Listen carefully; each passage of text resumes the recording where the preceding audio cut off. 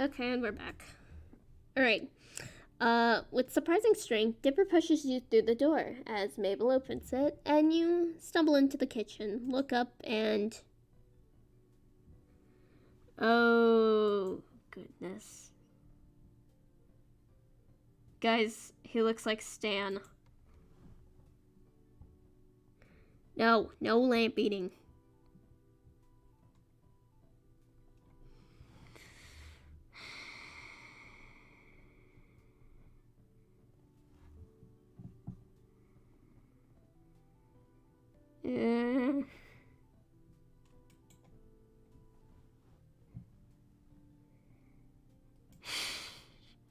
I was waiting for Bill's reaction.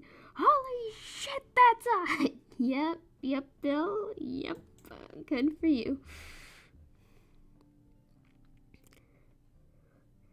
Oh god, Forrest's dressed up too. He's in a three-piece suit with a maroon necktie. How did Mabel know your only weakness? Well, that and, wait. He has flowers. Gosh. Yeah. Okay, here's the thing. I actually really like suits. I really do. Especially wearing suits. I should have worn... I should have worn the fancy wear. Shoulda. Ooh. Ooh, I didn't come nearly prepared for this. Oh, boy.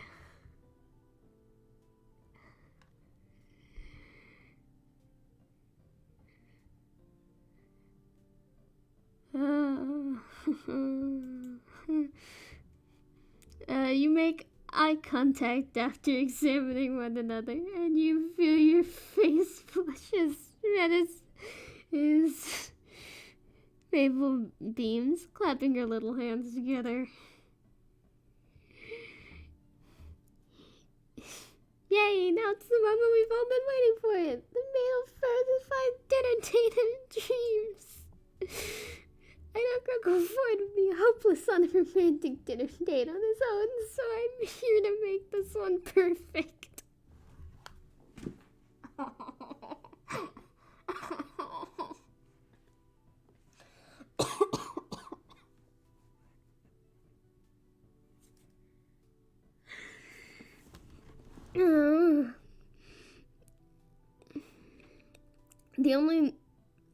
You only now notice that she's wearing a bright pink apron and that something smells very burnt.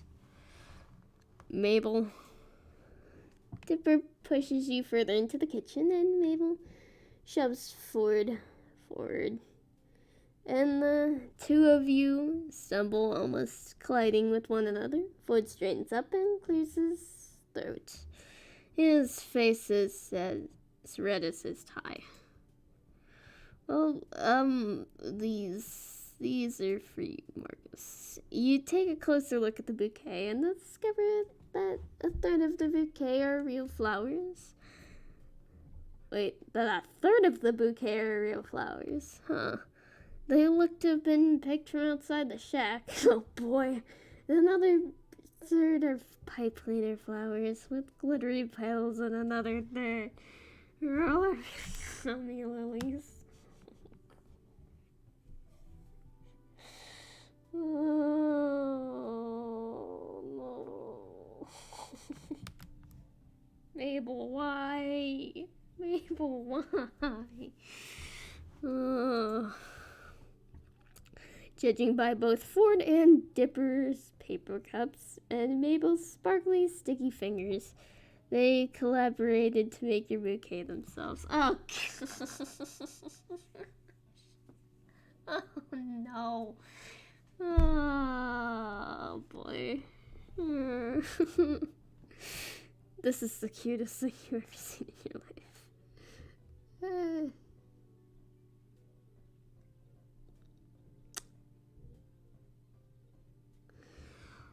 Alright, somebody answer. Somebody answer for me.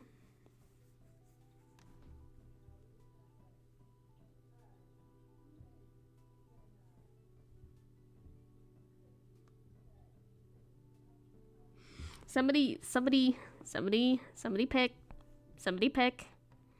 Somebody pick. What option? What option are we doing? We all know they look questionable, but do we say that they're questionable? Do we just flat out say it?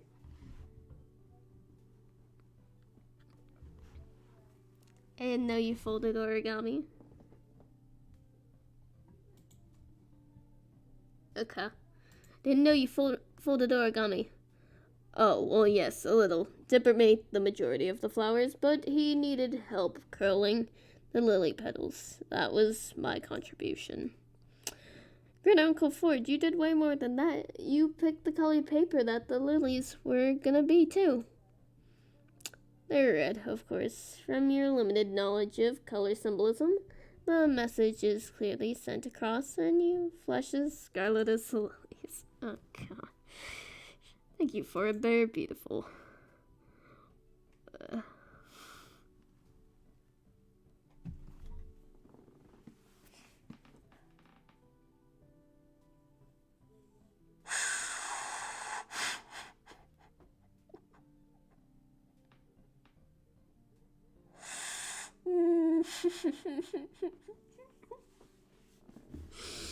I wish you guys could feel the awkwardness that I feel right now.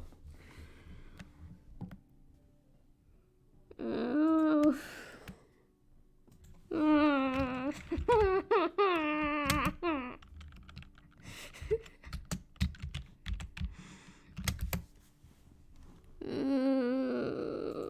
I forgot to turn my streamer mode on Twitch. There we go.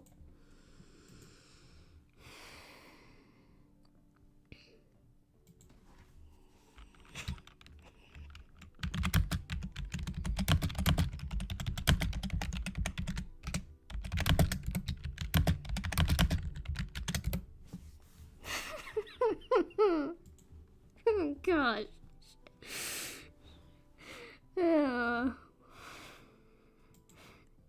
I can't right now.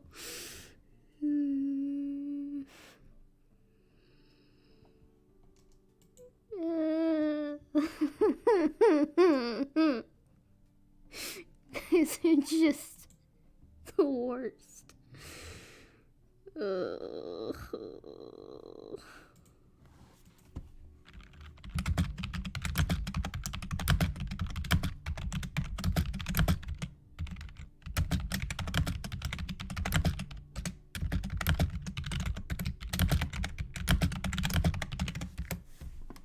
Okay, there we go. Let's continue. Oh my gosh. Well, I'm glad you liked them, Marcus. Ford smiles at you. You attempt to smile back, but you're too flustered to really make the expression. Hopefully he understands what you mean. Dipper takes the flowers off you and manages to stuff the bouquet into an empty 2-liter bottle of sticking in the middle of the table. So you can't see Ford anymore once you sit down. Oh, thank goodness. You carefully scoot the vase to the side until Ford's pink cheeks and nervous expression are visible again. When you're certain, you look even more pink with embarrassment. You damn well betcha.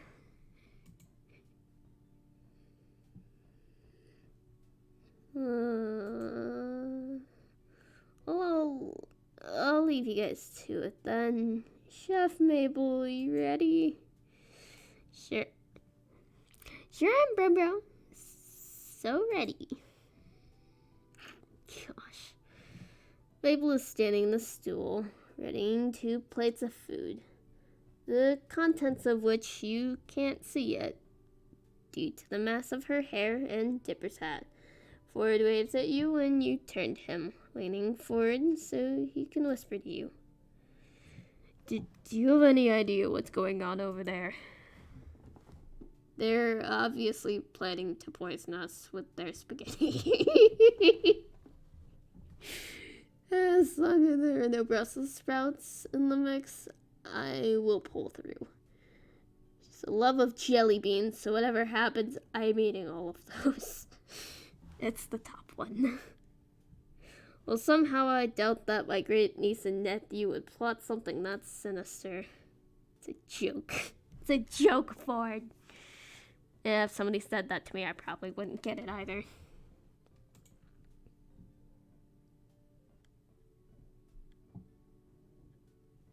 Oh, I'm glad I picked number one because you said number one. Mabel whirls around and hops off the stool, brandishing 2 glasses of something disturbingly bubblegum pink. Oh no, is it fucking Mabel juice? She places them down on the table with a flourish. No!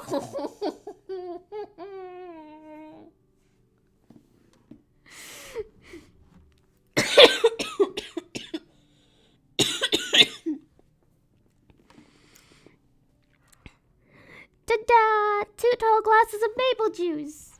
Oh no. What's... such a... Oh boy, such delicacy. What ingredients did you use? You glance at Ford, giving him a place of... Play along, please. Don't leave me alone on this. Oh yes. Mabel, this looks truly exquisite. Pray tell, what's your method? Are the plastic dinosaurs and Monopoly pieces just decoration for this fine creation? Mabel is too busy giggling at you both to answer, and she thankfully doesn't notice that neither of you touch your drinks. Ford's too busy smiling at you from across the table as you ask Mabel about her secret ingredients for maple juice and whether she used a blender or a food processor to mix it all together, calling it a true work of art. Oh boy. That is some sort of art. Anyways, on to the main course. On to the main course. Voila! Mabel turns back to the stove and grabs 2 plates of food covered with cloth. She places one in front of Ford and one in front of you before stretching across the table and pulling both cloths off the plates at once. Okay, so I haven't read all of this, but according to Ford's expression, it's bad. What awaits you on each plate is horrifying, to say the least. There's a pile of 3 very burned chicken nuggets, dinosaur chicken nuggets, as if you'd expect anything else. Some half-wet, half-dry noodles with a slice of cheese draped across the top and a handful of jelly beans. The special ingredients, of course.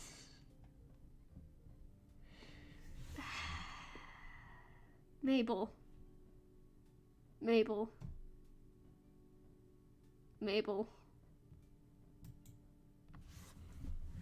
Oh, no.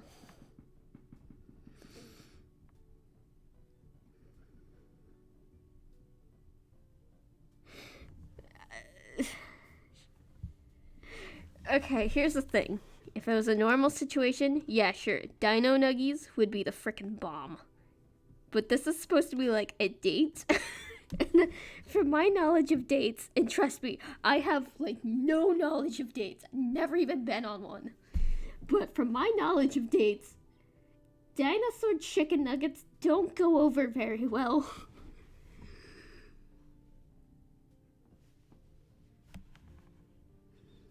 Half of this was because of Dipper. Oh no. I'm guessing the pasta. The Mabel special. I'm not a fancy cook. I'm just a cute little girl. But I slaved away at this romantic dinner for the 2 of you. Dang it. Mabel, this looks... Ford looks to you.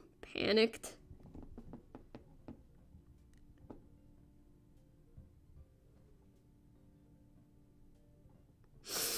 Take a long, hard sip of your drink.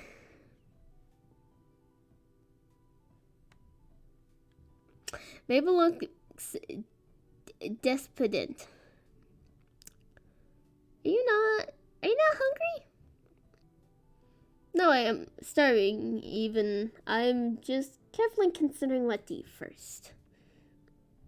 Affirmation of carefully considering picking what to throw out the open window when Mabel's back is turned.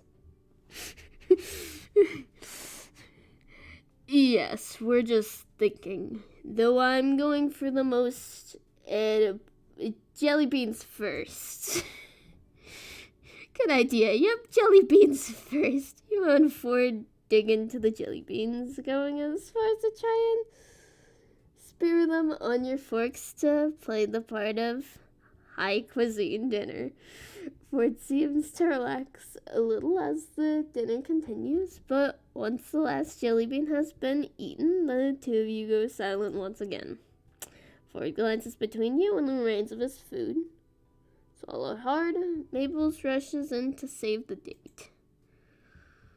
Oh boy. Oh boy.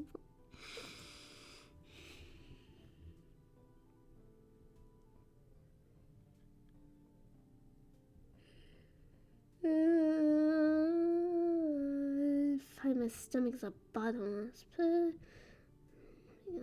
Dipper. Oh boy. Oh, of course. I forgot the sauces and stuff. Silly Mabel. Mabel goes into the fridge and grabs a bottle of ketchup and mustard, placing them on the table next to... Oh my gosh. Is that the blue glitter we used on the cupcakes? Yep, you're lucky there's still some left. Why is it here? Darn it, silly. What do you garnish your meal with?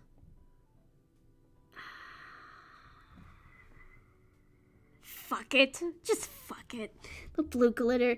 You pick up the glitter and shake some onto the burned chicken nuggets. They're now like blue and twinkly. The glitter hides the burned bits and makes the nuggets look a little more fabulous. Why? They're pretty now. Ford is just like, why? Why? You know, he's thinking, why the hell did you just do that? What the fuck is wrong with you? You're just like, listen, just, I'm going a little insane. Add a little glitter and anything is possible. Ford laughs and you hold the bottle of glitter in front of it, shaking it enticingly. Come on, join me with my pretty nuggets.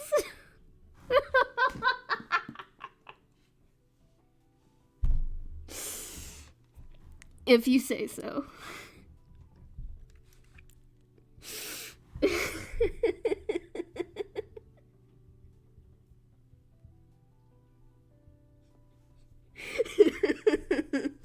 Okay.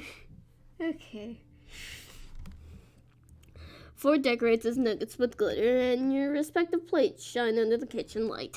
Oh boy. Mabel looks at you both expectantly, like you're going to chow down into your dinners now that they've been appropriately sauced up. Eat up, you still got a lot of food left.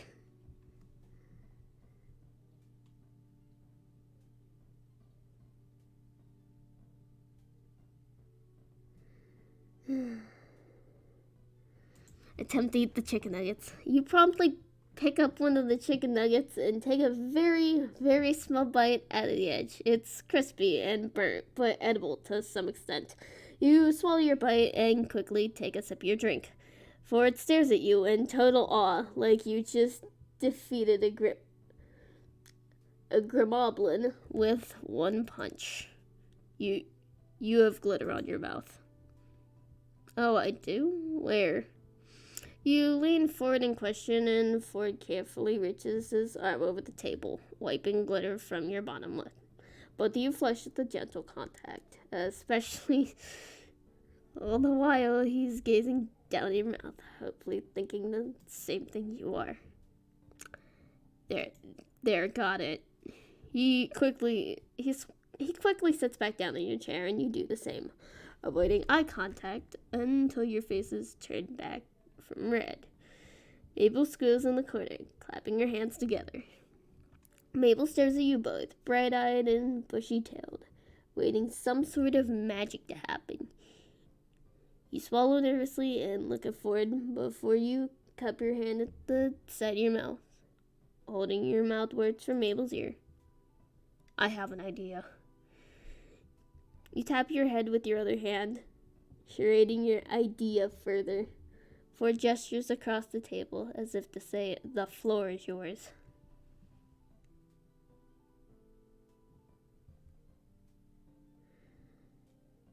Ask Mabel about dessert. Mabel, what do you plan for dessert? This classy establishment. There must be some sweet treats up for grabs. Huh? Oh yeah, I think Dipper was gonna help me with those. Dipper! Mabel hops down from her stool and taps her fingers at the two of you. No canoodling while I'm gone, okay? She leaves you both red-faced and stammering as she steps out the door. Ford turns to you, smiling nervously.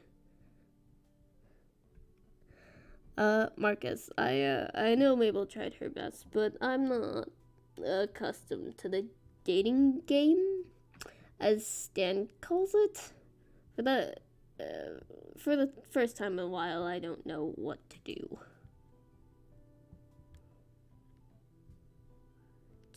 Do you stop thinking for a moment? Dipper told you something earlier that day, an idea, in case the Mabel certified first date of dreams went awry. You suppose this is the perfect moment to enact Plan B. Alright, but we gotta act fast. Watch my movements. You pick up your plate and struggle to not laugh as Ford mimics you almost perfectly. You shovel the contents of your dinner into Waddle's mouth. Piglet chews, swallows, and nuzzles your leg. Really? According to Dipper, Waddles will eat anything. You give him yours too. That way, it looks like we ate. You hear footsteps thudding down the hallway. Mabel's on her way back. And quick! You gently push Waddles towards Ford, who quickly feeds him the rest of the dinner. Waddles snorts happily at the two of you before sitting between your feet, content and full. And I'm back! Hey, you guys were just kidding around. What did you think of the dinner? Waddles burps. Perfect. Absolutely delicious, Mabel. You're quite the chef, you know. Mabel beams happily at you both. Also, Mabel, can we take dessert to go? I want to take Ford somewhere on this date. Ford flushes scarlet at that. Mabel looks between the two of you and nods, wiggling her brows at you. Sly dog, of course. Oh boy. And the popsicle eats you lead Ford away from the shack, away from town, and up a hill. Where are we going? Okay.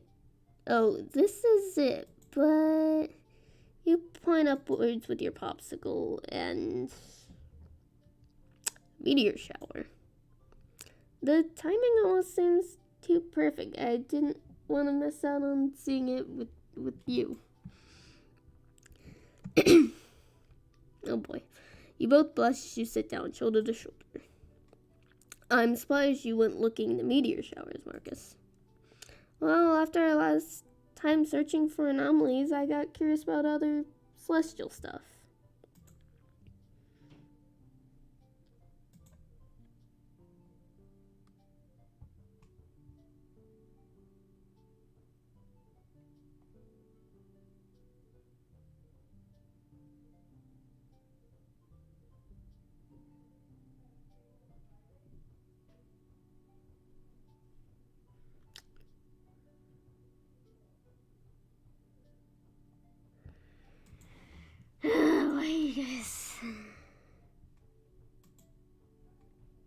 You guys are something else, you know that? guys are something else. Also, Dipper told me about it. Plan B. Ford laughs. That kid's bright. The twins are both very smart and very close for siblings.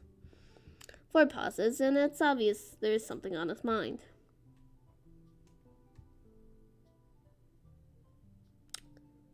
What's the matter, Ford? Ford turns to you, his mouth open as if he was going to say more, but he closes it. They're just surprised at how close they are. Practically inseparable. Stan and I were never like that. You seem like you are now. What happened? Well, we were very close. Best friends. But once we got to high school, things changed. You realize that Ford's hand is resting a few inches from yours. Casually. So casually that you're almost casual Fridays themselves. Scoot your hand closer to his. Still nervous to take it for yourself.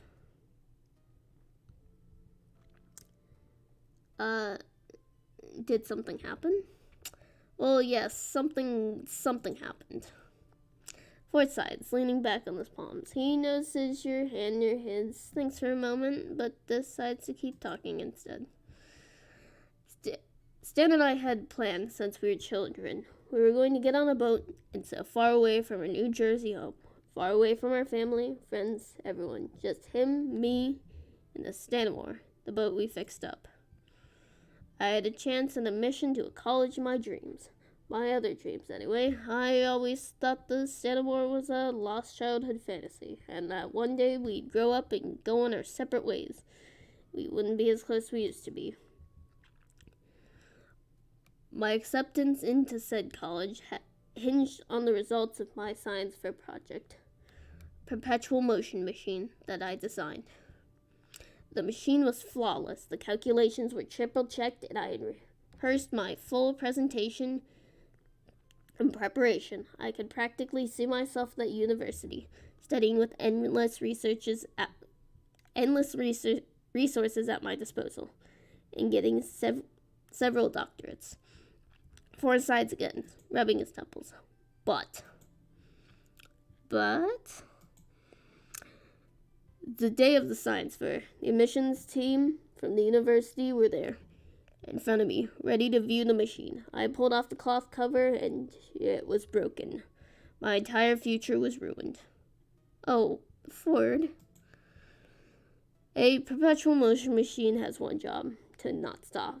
The emissions machine left, crossing me off their considerations, rejecting my entire presentation, my calculations, my hard work, my chances of going to my dream school, scrapped. It wasn't until I found a bag of toffee peanuts on the ground that I realized Stan had something to do with it. After that, we didn't talk for 10 years. I went to university, but it wasn't exactly my first choice. It wasn't until I came to Gravity Falls that I saw Stan again, and hang on.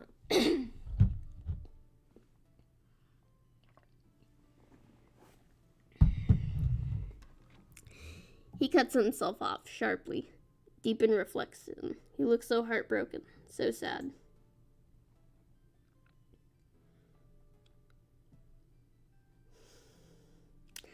Alright, guys. Here we go. Here's another choice for you.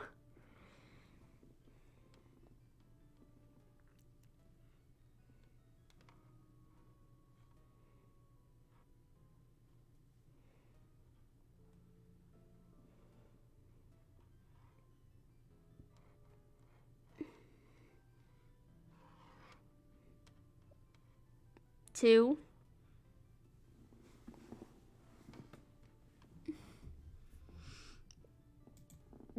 Okay, Bill seems very excited about 2. You gently rest your hand atop his. He glances down at your touch, but doesn't take his hand away. Rather, he slowly twists his wrists and intertwines your fingers with his.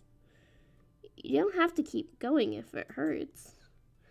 No, I'm fine. It's been good to talk about it in retrospect. Ford sucks in a deep breath. We fought. I hurt him. It wasn't on purpose, but I still hurt him. On accident. Happened, and I lost him again. I didn't see him for another 30 years after that. You're tempted to pry to ask what the accident was, but seems finished with the story.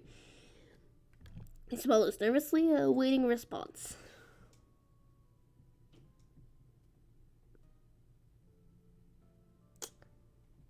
I'm leaving this up to you guys again.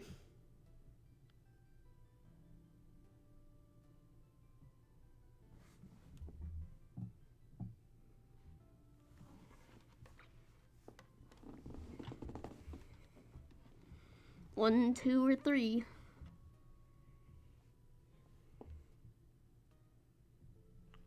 Three.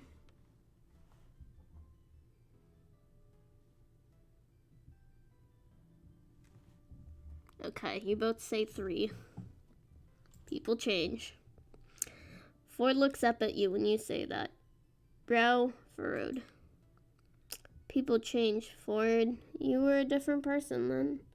You've gone through so much when you were in high school. I'm sure Stan didn't mean to break your machine or to upset you like he did. He just didn't want to lose his brother. He didn't want to be alone. Ford looks down at your intertwined hands. He didn't want to be alone. And neither did I. Ford exhales. He looks tired. Wiser than you remember. Man, you played dungeons, and more dungeons. Seems to have disappeared. You're right, Marcus. I am? Ford turns and faces you. He squeezes your hand. Oh, look, word. You are. I never looked at it like that. I never looked at you like that. You're smarter than I expected. Man, it's hot up on this hill. Sweltering even. Maybe that's just you. Who knows? Well, I have my moments, I suppose. Okay, that is literally me, though. Like, okay, half the time, I say the dumbest shit, and then somehow, occasionally, something, like, possesses me, and I say just the right thing, and it's just like, wait, did that come out of my mouth? That was actually smart. What?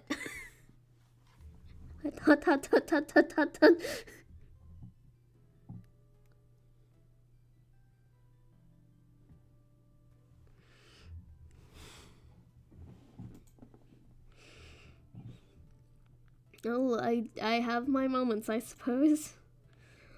I don't mean that kind of smart, Marcus. I mean a different sort of smart. You're kind and caring, and he suddenly realizes how close you both are. And I've never met anyone as wonderful as you. The feeling's mutual, for it. What do you do?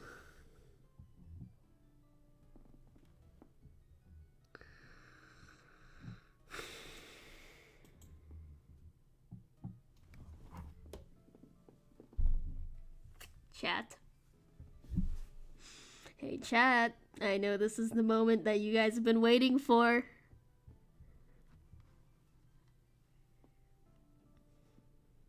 Is this what you wanted, chat? Is this what you wanted? Is this what you wanted?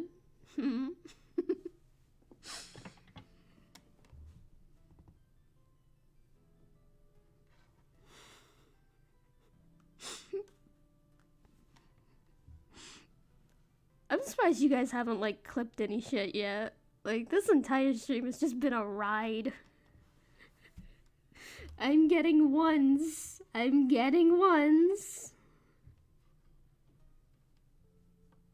Okay. You guys want one.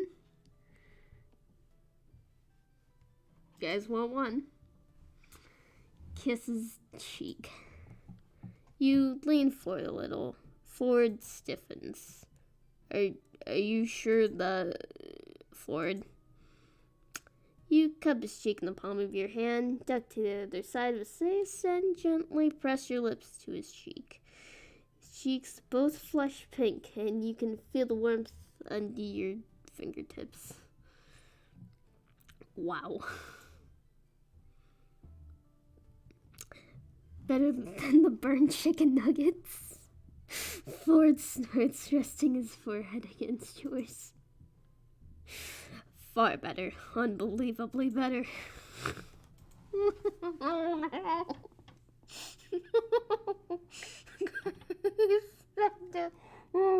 was not expecting that.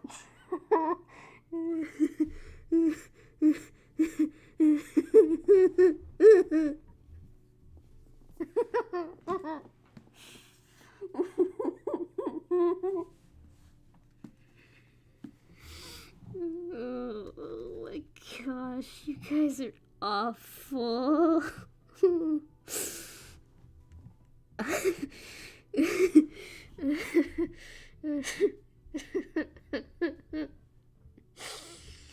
Okay. Okay. 1 second. Okay. Okay. Okay. Okay. Okay. Okay. My face hurts.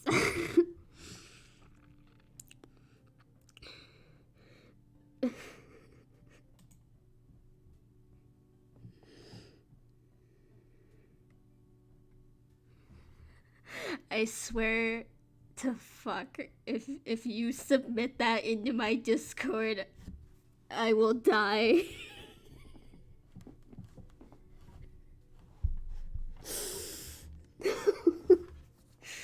I expect fan art of this stream. I expect an unreasonable amount of me very uncomfortable fan art.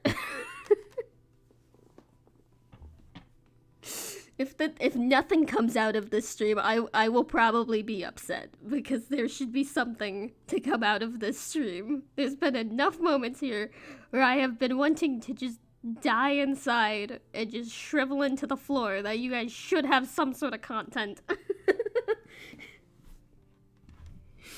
I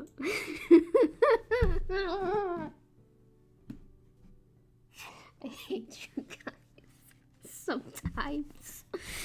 The two of you head back towards the shack, hand in hand, a comfortable silence. Once you reach the door, Ford grins sheepishly. I wanted to say thank you for the night, for being there for me. Anytime, Ford. I had a great time. Stand at the door to his house, like two teenagers on a first date. Well, you are, you suppose. And, hopefully we can have more dates like this. Ford flushes red at the mention of a date, which is so adorable you start laughing.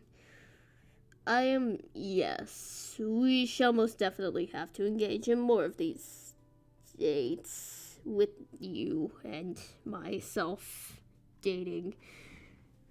Goodness gracious, he just said my entire thought process.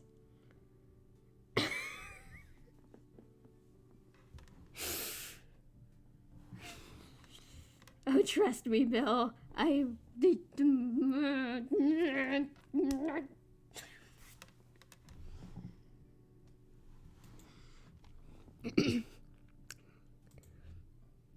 You smile at him, and his blush further spreads to the tips of his ears. He exhales, tapping at his collar. Well, if I get to see you smile like that again, then I'd be happy to have more dates. It's your turn to flush pink, and you both laugh. The front door swings open. Standing in the doorway is Mabel, who looks relieved to see you both. Where did you go? I gave you dessert. You abandoned me. It's like kids taking off to go have fun by yourselves. Did you have fun? You and Ford glance at each other, grinning. We certainly did. I'm so glad. Now, go inside before you get bitten by mosquitoes. Dipper yells from inside. Mine fell out. Does that spell tea?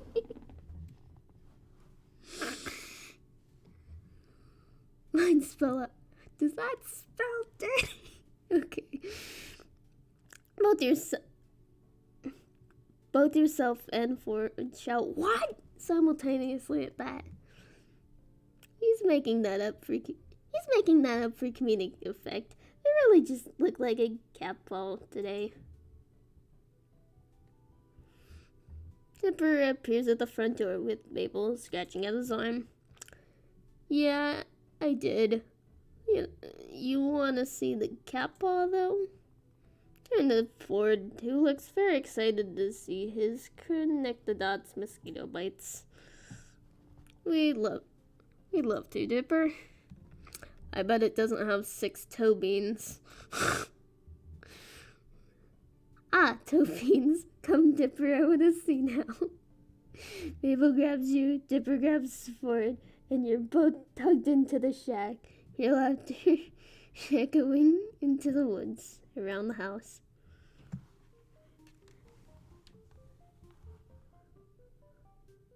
Oh, looks like this is actually working out.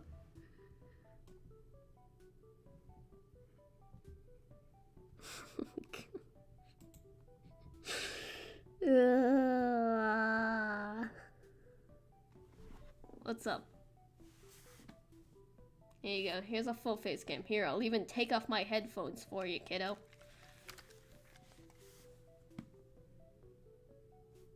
There you go. Do with this what you will. Because I know you're going to do something with it. Here, let me fix my hair since I'm guessing you're taking a screenshot to draw a picture. Something. You got something planned for this. Here, hang on. I'll do you one better. Do you one better. There you go. There you go. Did you one better.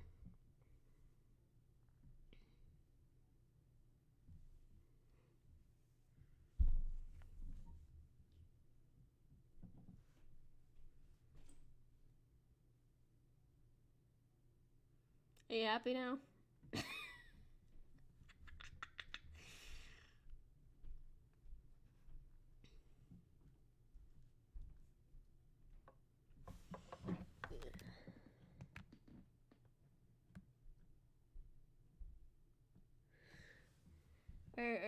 Are you done with it? No. Oh, you guys are. I hate you kids.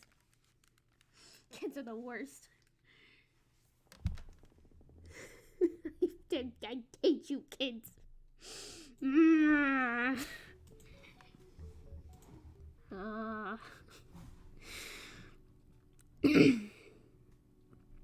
The dates continue in a quiet alcove of Gravity Falls Library, and on the roof of the shack, past midnight, they're simple compared to the production Mabel whipped up for the nights of the meteor shower, but Ford seems more comfortable this way, and really so are you.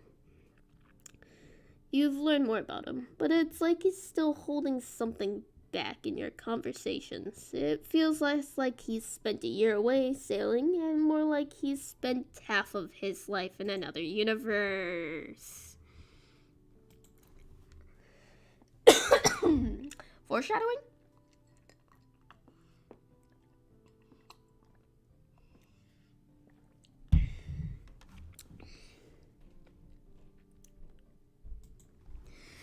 Oh, bae, it's so much worse than a dating simulator. It's so much worse, and yet so much grunklier.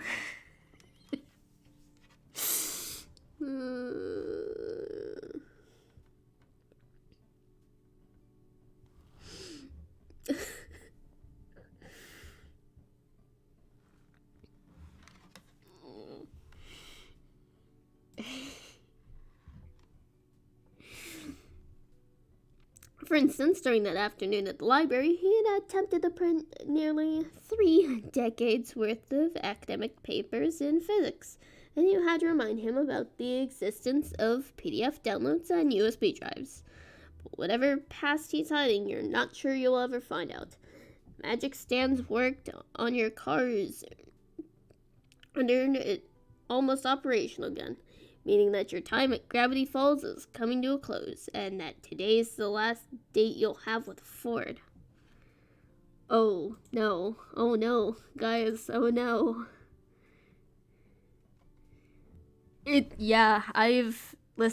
I've been sent on a roller coaster today. Like an absolute roller coaster with this game. You laugh, you cry, you blush, you get it all.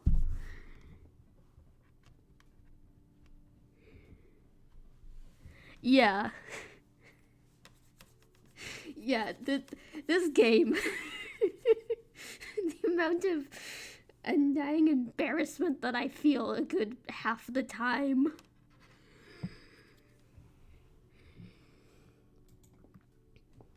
Okay. You arrive at the Gravity Falls. Oh no. Oh no, do I know where this is going?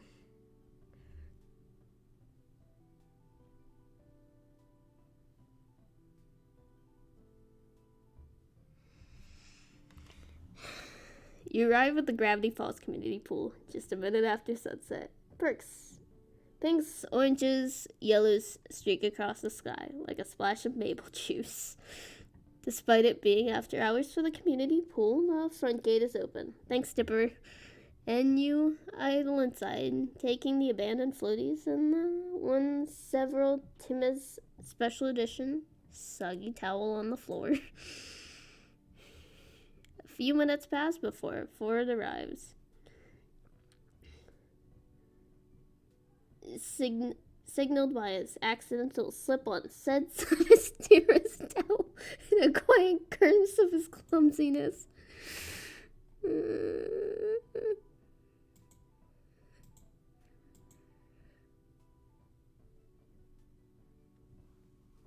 Yeah, this is all your fault, Bill. This really is all your fault. Don't worry, I nearly stood on it too.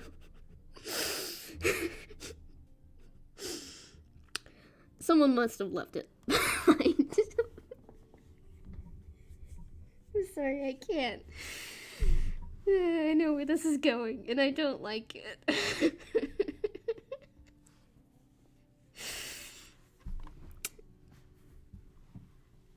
I can't keep a straight face while I have to do the voice. Okay. Just.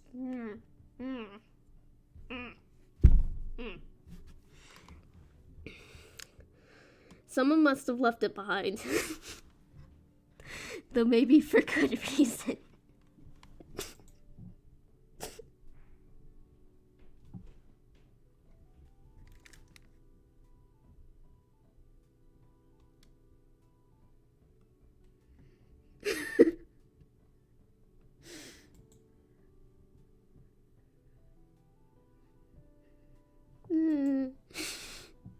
He picks up the towel between forefinger and thumb and somehow stickily drips it off of Deep Chris's forehead. And drops it again.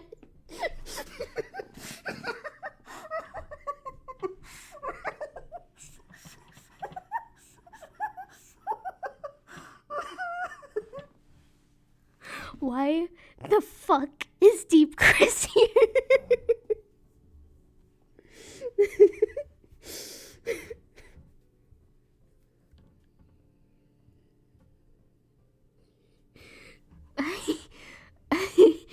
I don't even want to know. I don't even want to know. I'm very uncomfortable. Hey, you think you're uncomfortable? I've been doing this for 6 hours now. I am beyond uncomfortable.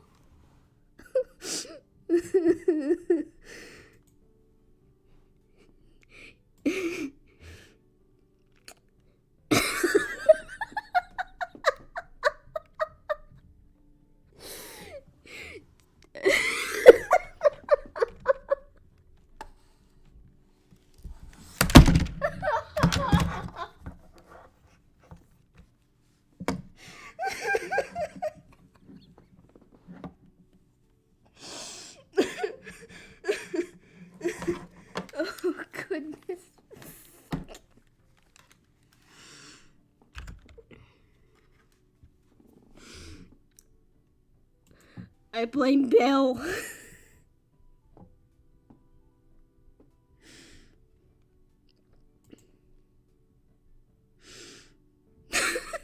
Broke everything.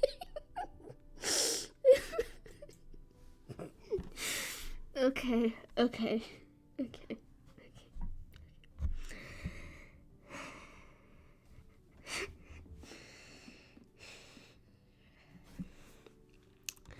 Children and their boy bands.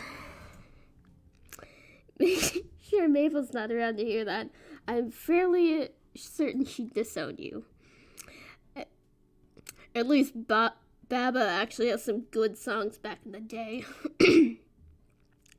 Ford turns to you and you notice something. His curious expression softens as you stare at him, and he makes his way over to you. Taking his head down your dress and curse him for being so dang tall and cute. Even though, Ford? Yes?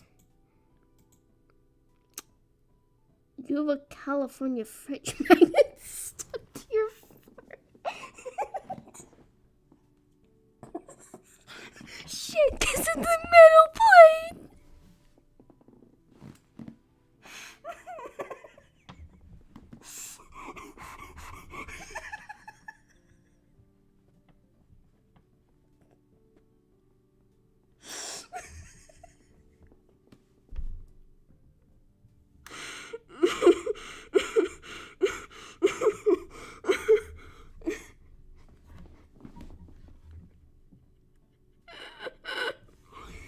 I hate it. I hate it.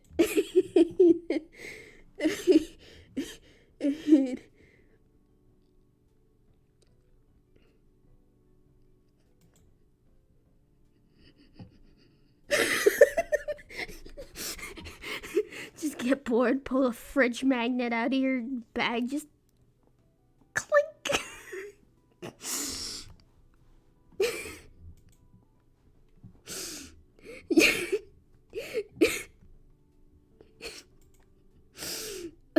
Ford immediately flushes bright red, eyes wide in surprise. Really?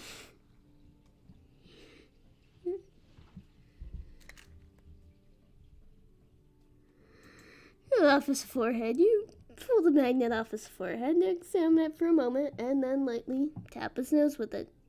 He flashes a somehow deeper pink, grinning bashfully at you. Ford sits on the edge of the pool and dangles his feet in. Having not worn a swimsuit, you have one under your clothing, but you're kind of nervous to get undressed.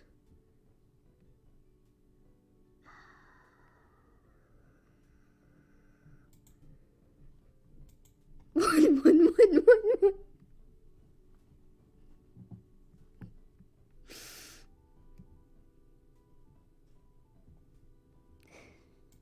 Alright, chat. It's up to you again. 3, 2, 3, 2, 2, 2, 3. Oh no, what the hell is in Discord Art Talk?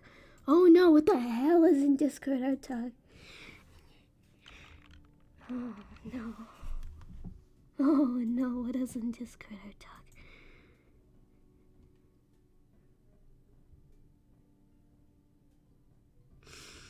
Oh, I fucking hate you. Oh, I fucking hate you.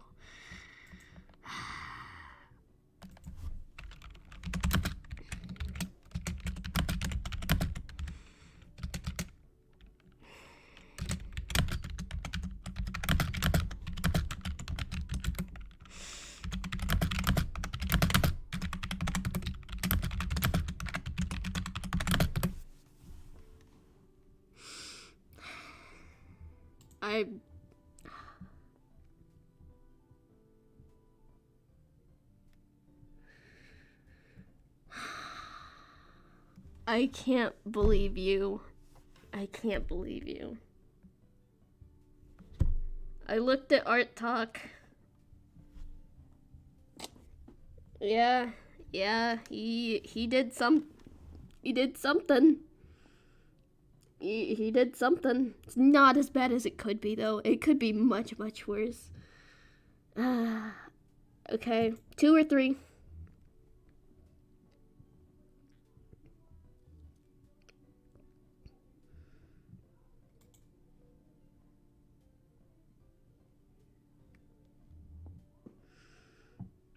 Two or 3.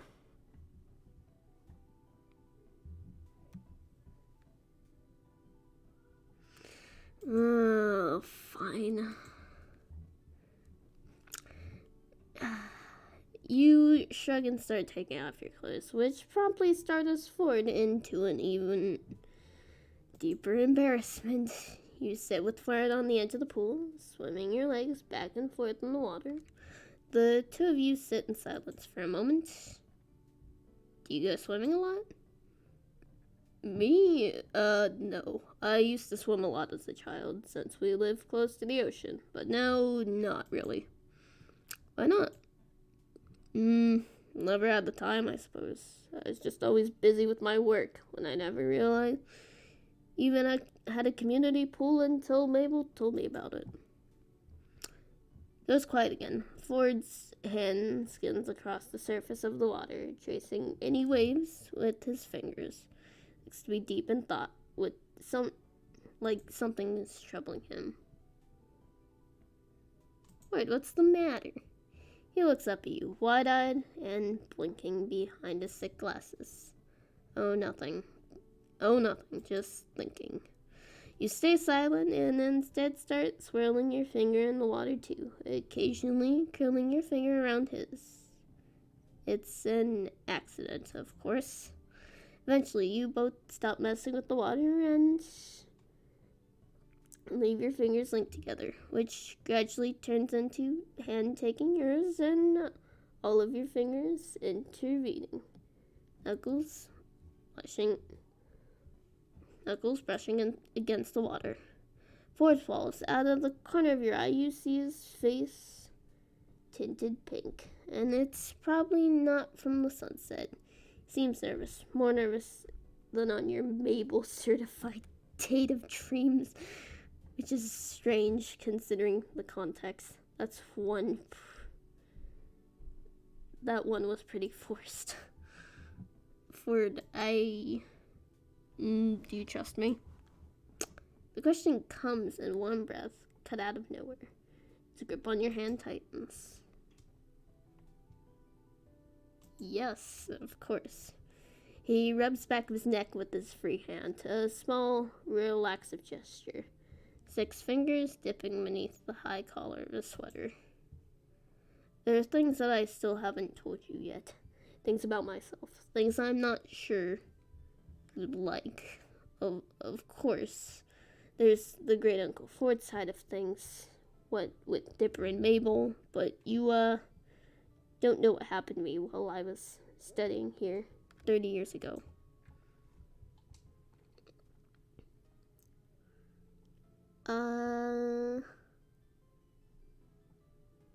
When you're ready, you can tell me about it. Ford, you don't have to go into detail about it if you aren't ready to. Ford looks down at the water, at his reflection. He frowns, closes his eyes, and thinks for a moment. You've proven yourself to be a good companion, to put it lightly, of course. The whole dating thing. He blushes. Ford coughs when you start giggling. Well, what I mean is, there's nothing out about you that could do me significant harm. Just wait until I peel off my human skin and become a lizard person.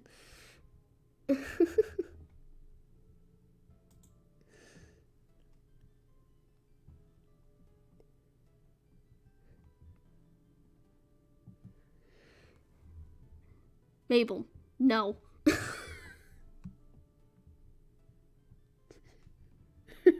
This is the one time where Ford and Marcus become very intricately different people.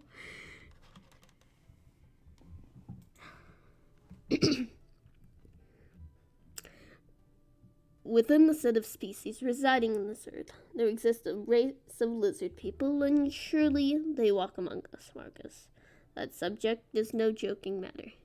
You stare at him, an eyebrow raised.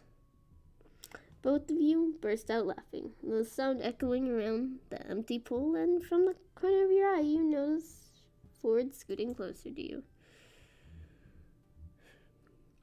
Marcus, you hadn't heard of Gravity Falls until, well, you crashed into the shack because of my magnet gun, correct? I read about the shack being on a tourist shack in Oregon, but that's about it.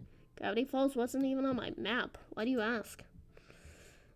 That's to be expected. Most people don't know about Gravity Falls until they see it for themselves, or do elaborate research on it. Remember when we went hunting for the Mothman, how I warned you about the other creatures that can be found in the woods and around town?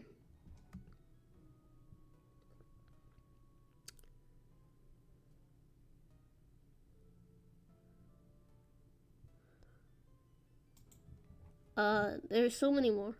More oddities, bizarre creatures, geographical anomalies, secret societies, and strange town people, like I've said before. This unique concentration of weirdness is what drew me to Gravity Falls in the first place, and made it the perfect place to conduct my research.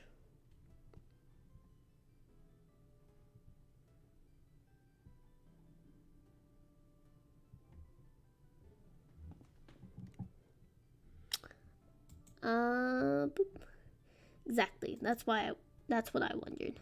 My biggest question during these studies was why? Why was the town so strange?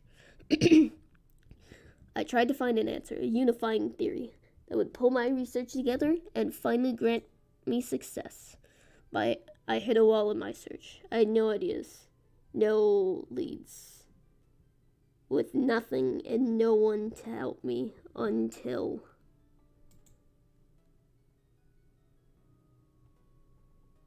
Bill.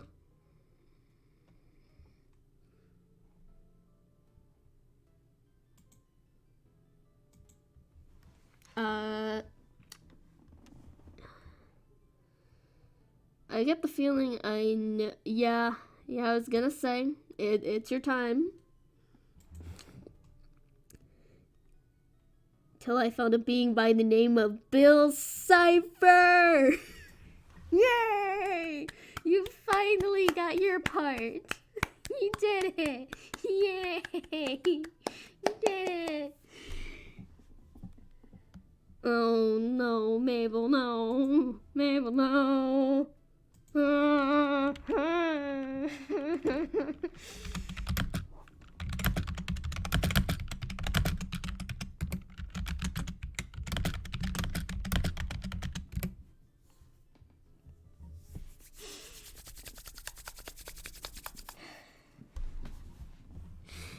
guys make me feel very awkward.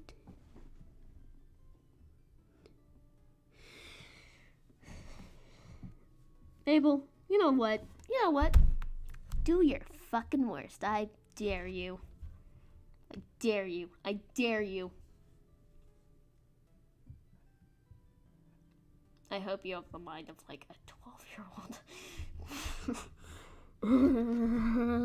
No. Oh no, you said you did it. What'd you do? What the hell did you do?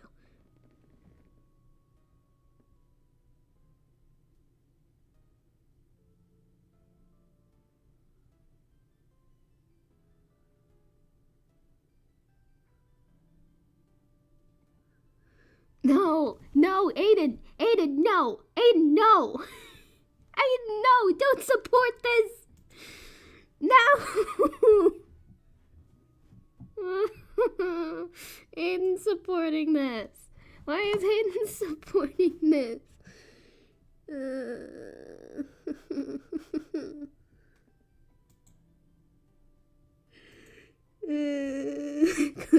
That's my name. Good job, Bill. Good job. Until I found a being by the name of Bill Cipher. He came to me in my dreams, claiming he was a godly muse, a friend, someone who could do a lot with a little help, and I believed him. Ford continues with a certain bitterness you certainly never heard in his tone before. I put my unconditional trust in him. I asked for his wisdom, for his guidance, put him on a godly pedestal, and worshipped him, even going as far as to litter my house with his image.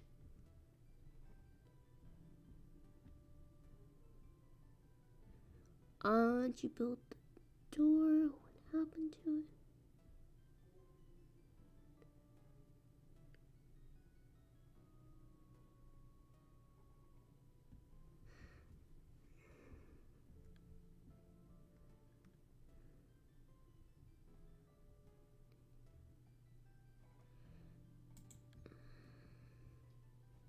Jack?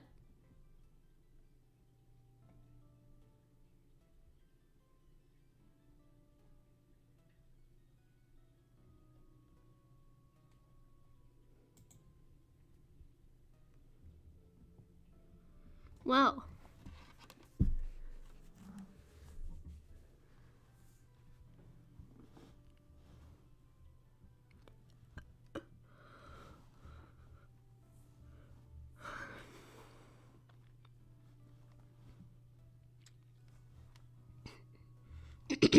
Jack, can somebody please give me a number?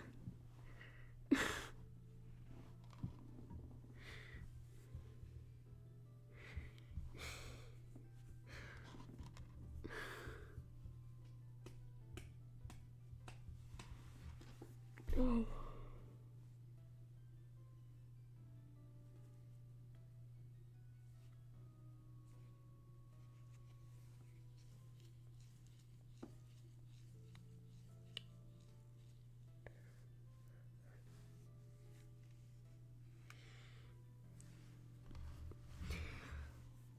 One, three. 3, 3. Okay, the consensus is now 3.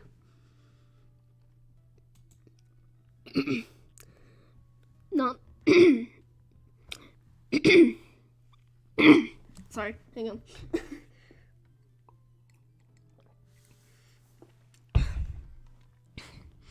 Not in the degree that I followed Bill. I mean, you never know with people these days. I suppose not.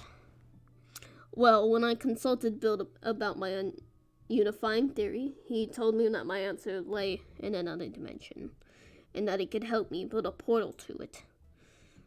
Obviously, I built it without hesitation, without thought, and instead of being a doorway to weirdness dimension, as I had led to believe, it turned out to lead to the nightmare realm, Bill's realm. He had tricked me. All he had wanted was to cross into our dimension and model it into his chaotic image. I shut the portal down before his plans could be realized, but it wasn't till my mind was in shambles from Bill's influence.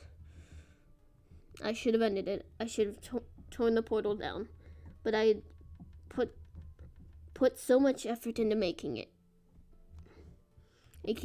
work. I hid the instructions for its operation instead. I tried to entrust a piece of it to Stanley, but after 10 years apart, Ford pauses, sucking up a deep breath. We thought...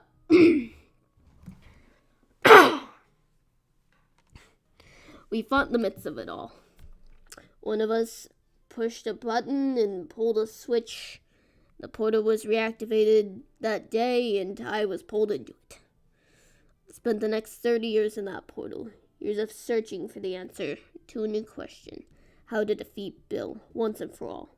But I was pulled back to this dimension, my home dimension, too early, and all this frustration came crashing down. In this tiny town and a grand multiverse, I truly believed I was meant for something more. Bill told me that I would change the world. I never questioned if it would be for better or for worse.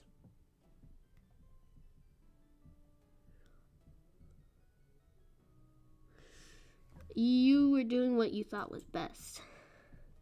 At the time, of course, but I didn't realize the repercussions of my actions would be so catastrophic. But you did it, right? Did what? Built the portal, left. Built the portal, left, came back, etc. Otherwise, you wouldn't be here. I did, yes, but I didn't do it alone. I was pulled back through the portal by Stanley himself, and Dipper and Mabel, of course. However, because the portal had been reactivated, Bill could now enter our world at any time. I destroyed the portal device once and for all, but it was left with an interdimensional rift in space-time, left over from the portal's last operation. It had the potential to let Bill through to our dimension. I contained it, but the rift shattered. Bill entered the physical realm and wreaked havoc on Gravity Falls in an event called Weirdmageddon.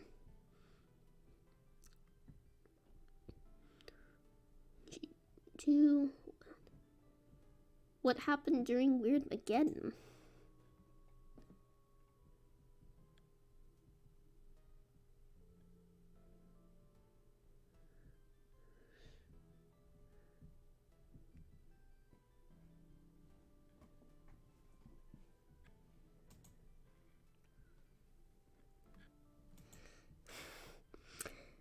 Yes, you did, Bill. Yes, you did.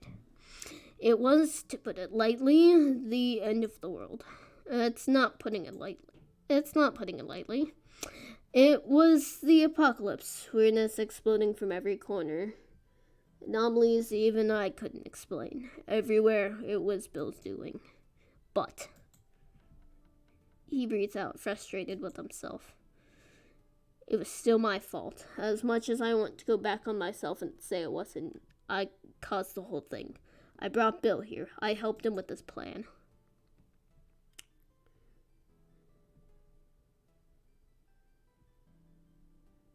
Yeah, don't let this define you, Ford. You learned a lesson. Sometimes people don't have the best intentions at heart. By the sounds of it, this Bill character's no heart. He's a demon, so no. It's a mark on your conscience, and it hurts to remember, but you fixed your mistake. You stopped the world from ending, and you remembered that your family are some of the best dang people I've certainly ever met, and you get to be related to them. They are rather great. And even after all that, they still love you, don't they? Mabel set us up on a romantic dinner. Dipper wrote you a DD and MD campaign. Stan, well, you know how much your twin brother cares for you. He built your entire portal back up and brought you home. Ford nods, squeezing your hand. It was awful and bad, yeah, but you messed up. But it doesn't define you. You're incredibly intelligent and fun to hang out with, and sure, sometimes I don't understand half the sciencey stuff that comes out of your mouth, but that's all part of you, and it makes me like you all the same. Ford finally turns to look at you, and he winds an arm around your shoulders.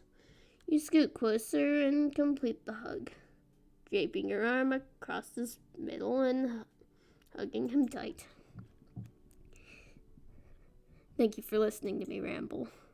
It wasn't rambling, it was your life, and I'm very happy to learn more about whoever you want to learn about it whenever you want to tell me more.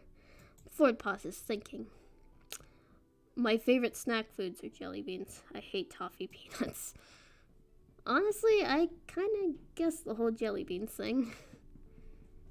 Ford laughs, and you laugh with them, nuzzling into his chest. Feel him swallow before he presses his lips to the top of your head. Thank you.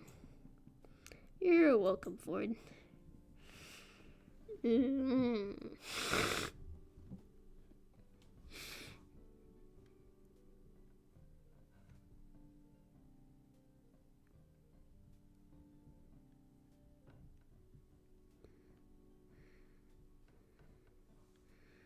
Oh. I don't want to go to memes.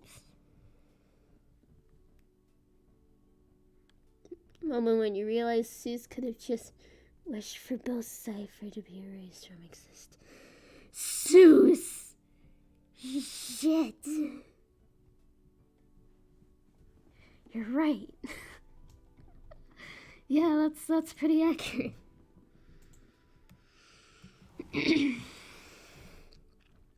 You wriggle apart and sit in content silence, the sunlight starting to bleed between the pine trees. Oh boy. Oh, come on. Ah. It's your last day in Gravity Falls. Weeks ago, you worried today would never come. But now that it's here, you don't know how to feel. Just yesterday, when Stan told you your car was good to go, you wanted to believe there was something still left for him to fix. And yesterday evening, after your final dinner with the whole Pines family, and Seuss' back-breaking goodbye hug, you had almost resigned yourself to letting go. Oh gosh. You make your way out of the shack. You're met by the Pines and Waddles, all gathered beside a large tarp, covering what you guess is your car. They're talking amongst themselves until they spot you. There he is. Thought you were... Oh boy. There he is. Thought you were gonna miss the big reveal. Now you guys. Ford and Stan each take an end of the tarp, pulling off with a flourish of Mabel and Dipper, the handfuls of confetti in the air. Ta-da! The reveal is indeed your car. Besides a couple of rocks here and there, it's hard to believe it's the same car you crashed just weeks ago. Heck, it probably runs better than it did when you first got it. Looks amazing. You take it all in, running your hands along the hood and marveling at the spotless windows. Ford, can I call you next time I tune up? If this is what happens when you use that magnet gun, might ask you to total my car more often. Yes. Well, perhaps we could find a middle ground. Hey, no love for me, huh? Don't forget who got you out of this mess in the first place. I can never trust me. I'll think of you every time I can use my windshield wipers without jamming the button. You laugh, giving Stan a big hug. You laugh, giving Stan a big hug in gratitude. Thank you, Stan. You turn to the whole family, taking the moment in. And thanks to all of you for everything. It's been unforgettable. With your car keys back in hand, you unlock your car and load your belongings into the trunk. Mabel comes up and hands you a package wrapped entirely of ribbons and bows. Winking. Just something to remember us by. Stan calls from where he stands with Ford, to the left of your car. I don't know what that is, but it's from me too. And me. Dipper simply shoots you a thumbs up, and when you look at the label on Mabel's gift, you see his name is already on it beside hers. Open it. You're about to pull the ribbons, but Mabel shides you. No, you've got to open it on the road after you leave. Or, well, after you stop at a rest stop because you're driving. Please don't get into another accident. Tuck the gift into the trunk on top of everything else, making sure it's safe from being crushed. After Mabel, Waddle comes up to you as well and starts up at you. Gives the little guy a loving pat. You're gonna miss that pig. You're really gonna miss Gravity Falls, too. I don't know what to say, except I guess... And you're about to say goodbye when Ford interrupts you. Marcus, wait. Who... Oh, boy. Wait, Stan just said the same thing I just said. Oh boy. Come on, kids, back in the house. Nothing to see here. Oh, but I want to see. Stan's just like, nope, move it along. Get your ass moving. Stan shoos the kids back into the shack, leaving Ford and you alone outside. Ford steps closer to face you.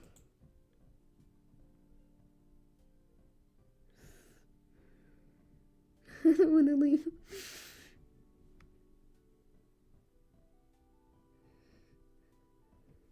We could always do another play through of this again at some point. Like, I'm pretty sure there's like different endings and whatnot, and I know there's like different like pictures that you can get too. So like, yeah, we could definitely do this again, and we also have Stan's route to do. So Stan shoos the kids back in the shack, leaving Ford and you alone outside. Ford steps closer to face you. Ford looks musingly at you. Someone had told me when I was young that I would be having a summer fling. When I was nearly in my 60s, I would have left them out of the room. But as it is what I find myself. Is this what this was to you, a fling? Well, it was also an interesting experience, and I have used to thank for it, Marcus. I doubt we'll meet again, but I'll always have these past couple of weeks to remember you by. You incline your head in agreement, concealing how you actually feel about it. Shit. Yeah, I'll remember this too. Ford watches as you get in your car and start up the engine. You turn onto the road with these, and in the rearview mirror, see Ford waving goodbye. All is Dipper, Mabel, Stan from the shack. Smile at the sight and say a last goodbye into the quiet of your car, watching until you focus on the road once more. A little while longer and you're through town, back to the open road. Sign passes right now, leaving Gravity Falls.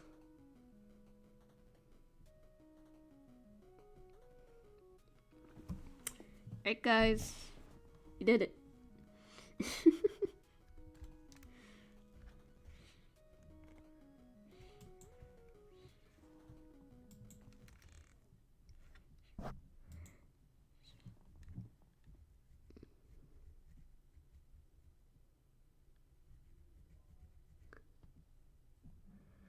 I'm pretty sure that if you get a higher love status with him that you can stay, maybe?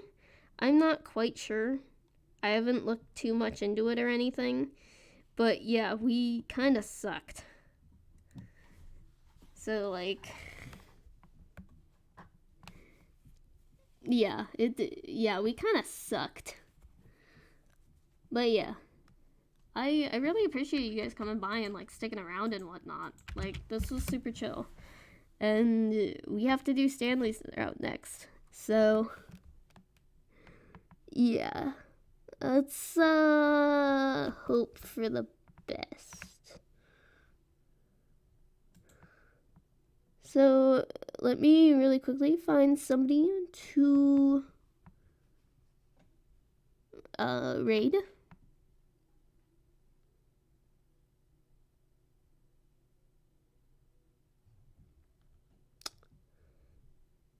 Because I think we're going to end it off here, unless you guys want to be here for another 6 hours to play through Stan's route. Yeah, no, it really was kind of your fault.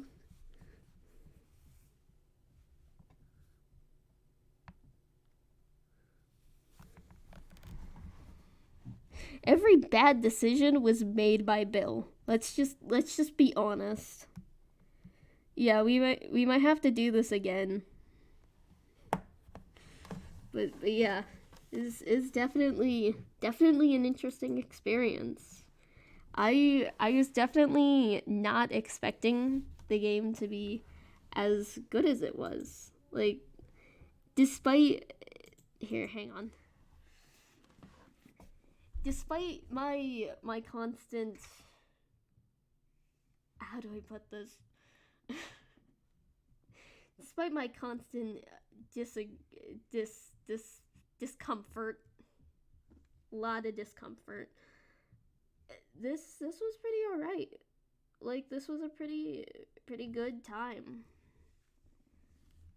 There's a lot of blushing, a lot of discomfort, a lot of awkwardness, a lot of laughing, a lot of not being able to read lines, a lot of water, a lot of peeing, a lot of voice cracks.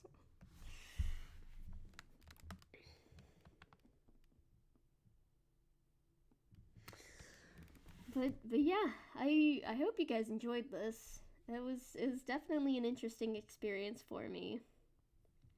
And yeah, if gosh, hopefully maybe next time I'll wear something fancy. I'll get a tie or something. We'll prepare for the Stanley date, because apparently the Stanley date is actually longer, is what I read. I read like some of the reviews and whatnot, so I know like some basic things. But yeah, this was pretty interesting. I was not expecting this to be as good as it was. So yeah, let's find somebody to raid. Please stick around for the raid. Like, it's pretty cool when there are people raiding with us, and I'm gonna type out a raid message.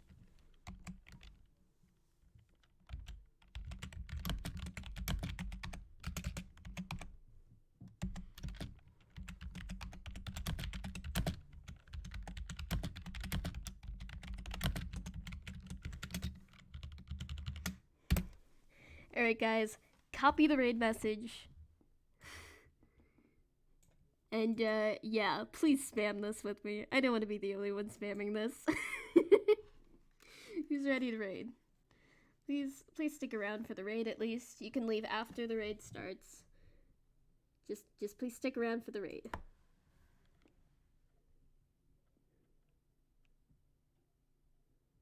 And we're going to go to...